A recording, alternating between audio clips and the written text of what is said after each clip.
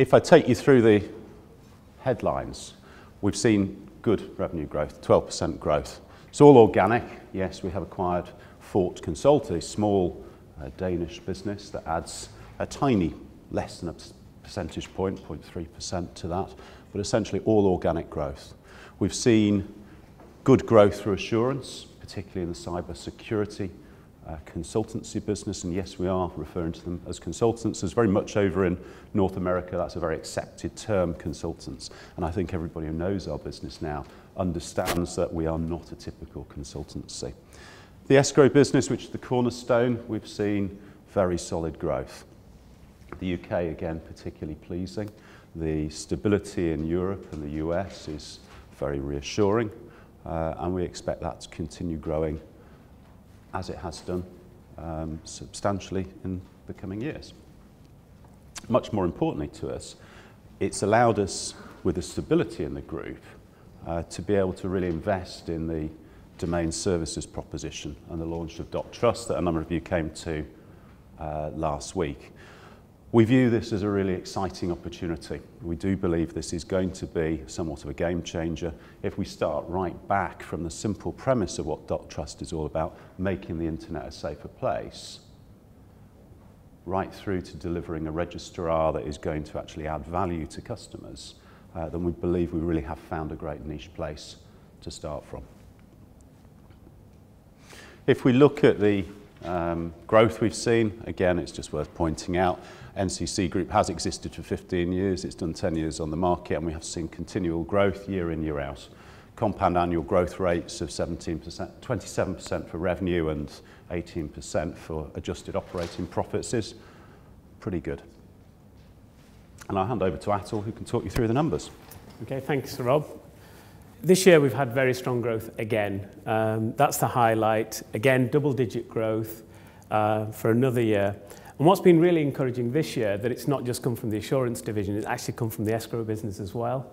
The UK escrow business has shown really strong growth. 8% for that business is a very, very strong performance, and that's on the back of volume, that's on the back of verifications and contract wins. Our Europe and US businesses have shown growth this year. The key with those businesses, they've now got stable management teams. They've actually created the platform for stronger growth going forward. Cybersecurity, year on year, has delivered very strong growth, and this is no different. Again, it's delivered 15% growth this year, very healthy, in line with the growing market. We're actually able to respond and deliver to that. And what that's delivered ultimately is assurance showing a 13% revenue growth. If I talk about profitability, escrow, again, very high margin, 59%, 8% contribution growth. Another very encouraging outcome is that assurance margin has ticked up. We've always talked about aiming for the 20%. It's now moved from 17 to 18, so it's moving in the right direction, which is very good. In terms of our costs, we've invested in domain services, as you're aware. Corporate costs, grown broadly in line with our revenue, and the main investment in our corporate costs tends to be in the US. We've had a number of acquisitions. We've got lots of businesses in different locations in the US. Costs of control, we're very keen to make sure we maintain that. If we then look at earnings growth, adjusted EPS has grown by 11%, and as always, what we do is our dividend policy has been to try and at least track earnings growth. So the proposed final dividend is 2.36p, which means an overall growth of 13%. This just shows really the reconciling items between adjusted and reported. I mean, they're all the standard items that we've had in previous years and that other organisations have. There are probably two just to pull out. Exceptional income, that relates to deferred consideration that was released in the first half of the year in relation to Intrepidus, where we concluded the earn-out, and that in the new accounting rules means it goes to the P&L, so we adjust for that. And exceptional cost primarily relates to Fort Consult in terms of the external advisor costs in relation to that acquisition. If I talk about the balance sheet, cash conversion very strong, 120%. We'd guided the market that it would be between 100 and 110 as our mix of business had changed to a more assurance and growth. But actually we exceeded that, so that's very strong. During the year, there's been a number of investments that we've made. We've got the normal investments in terms of tangible assets, in terms of refurbishment and computer equipment. We've got our IT system and domain services. And also what we've invested is upgrading our products and services. So an example of that is in our web performance business. We're upgrading a lot of the user portals to make sure that actually they're, on the back of that, we can actually grow the business further. In terms of our debt, net debt 23.6 million against a 40 million facility. So we've got headroom both in terms of continued investment in domain services, but also in terms of acquisitions. Deferred consideration, firstly Matasano. Matasano has been completely integrated within the business earlier in the year. They've achieved their earn-out criteria and will be paid. They'll be paid basically on the due date, which will be later in the calendar year. And Fort Consult, which we acquired in May, very strong first month. They've got a 2-year earn-out period, and so there's 1.7 million on the balance sheet in relation to those payments. And finally, in terms of our cash flow, again, this is very similar to our previous cash flow in terms of the key items of spend, which are tax, dividends, acquisitions, and CapEx. I'll now hand over to Rob. Okay, thank you, Atul. I think, again, something you'd expect to see, the change in the mix of business. We are going to see more coming out of the rest of the world. The rest of the world predominantly to us means North America. The acquisition of Fort Consult brings us some opportunities to maybe start considering more security propositions in Europe. And I think it's fair to say that is also a good area for us to start considering. There is plenty to do in North America, there's plenty to do in the UK, but a large number of our clients also are looking to have their European businesses serviced by us. So therefore we do see that as an opportunity going forward. Escrow, cornerstone of the business. No two ways about it. The cash generation, the margin, the good levels of growth we've seen. We've seen a good performance from the UK. The US is stable. The European business has turned itself around and delivered positive growth again. It's all very, very dull and boring, but absolutely brilliant. It is the most important part of this group. It funds everything we do. It's innovative, it's clever, it's bright, it sells in the hardest possible way, selling one of the hardest products. To deliver a nice 7% growth is very reassuring, an 8% growth out of the UK. A very small element of that is price increases, and we expect to see a small increase next year. What we're also looking at is other areas. SaaS, always a constant question. What are you doing about SaaS? The SaaS proposition we've now got in the marketplace well and truly works. It ensures that SaaS organisations can completely protect their customer base.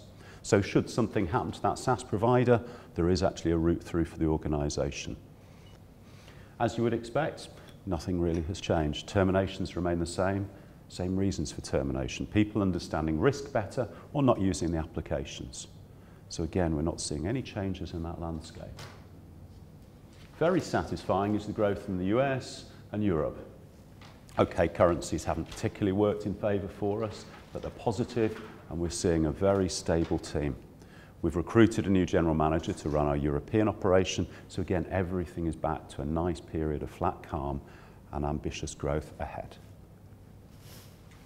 And the assurance business.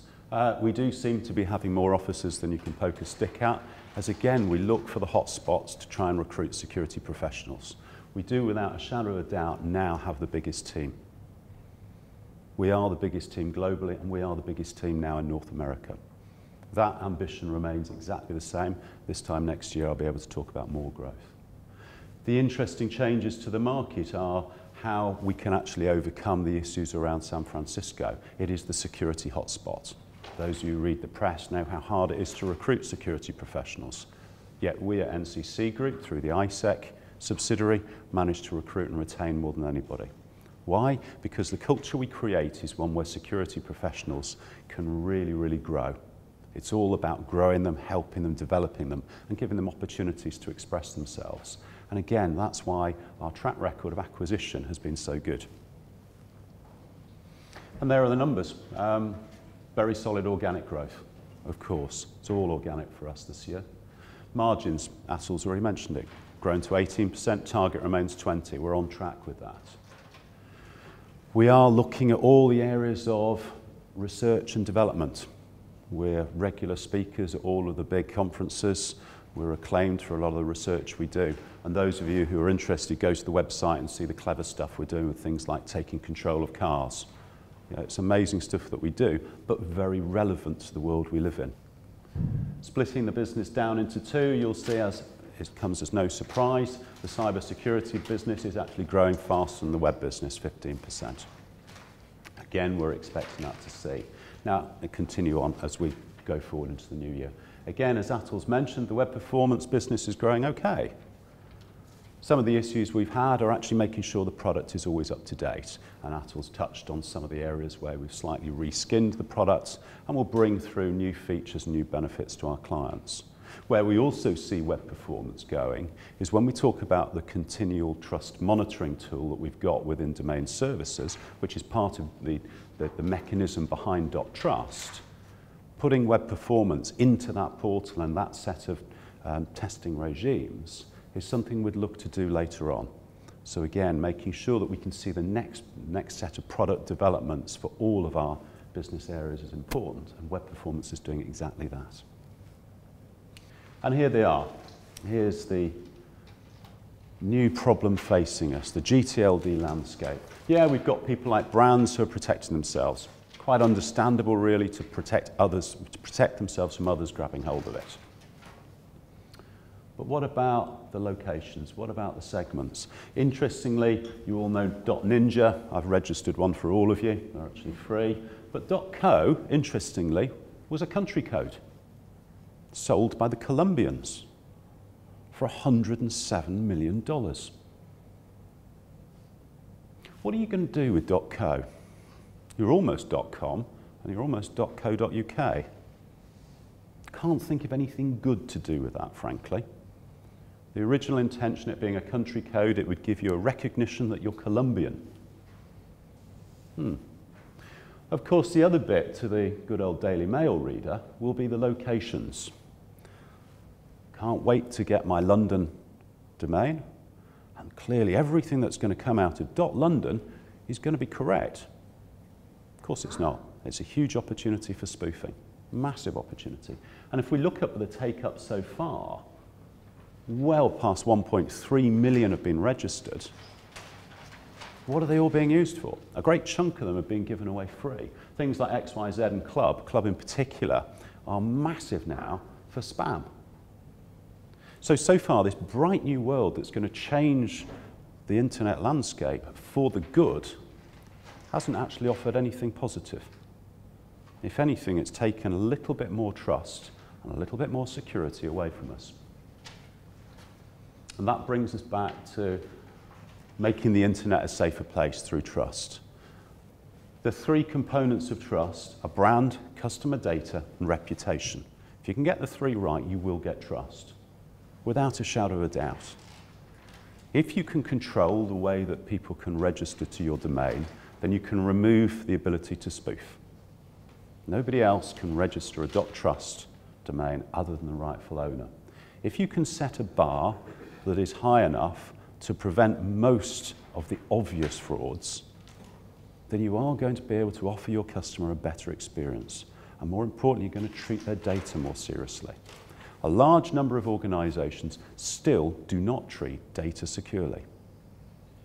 Trust is a gated community. It's invitation only. We do it to make sure that the right people are in it, people who support the same principles and philosophies we have. It doesn't make that community safe from being hacked. Of course it doesn't. But it improves some of the chances that a consumer has in terms of being able to transact safely. We lift the bar by a considerable amount.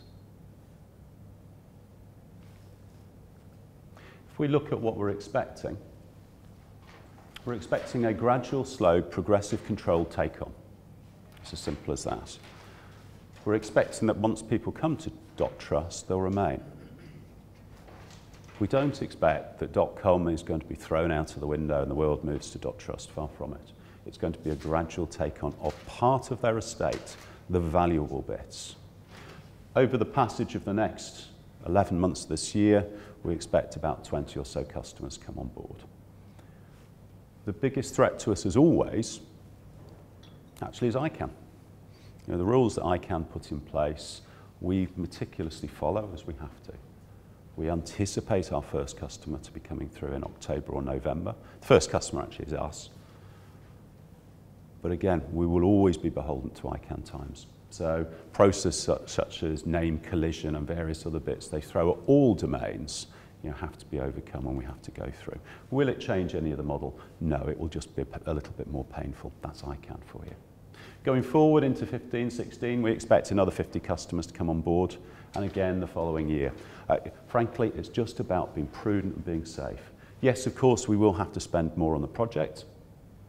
That's part of the capital nature of it, particularly as we have to cover things like 24/7 follow-the-sun support mechanisms. Yes, there are things like, you know, hardware, infrastructure and architecture we have to build, but also the physical side of offices and locations. And I think that brings us back to where we are looking forward. I have to say, I am massively enthusiastic with domain services and the opportunity it brings. One of the best features for me of this year has been the ability of my management team and me to get involved with it and commit a lot of time to making it work. And that's a testimony to the strength of the business we've now got. We've stopped being a small business. We're actually quite a big business, 1,000 employees, 20 locations, which means that the business units now are very stable. The management issues we've had, the growing pains have largely gone. The integrations are all integrated. The acquisitions are integrated. Over the next year, yes, we may well look at other acquisitions. But what we're going to look for is continued growth out of escrow, continued growth out of assurance, recognising the landscape that exists for us. We've got a great order book, as ever you would expect, an incredibly good and strong escrow renewals base. As we move into our 11th year on the market, I have to say, we are very confident about delivering yet another great year of growth.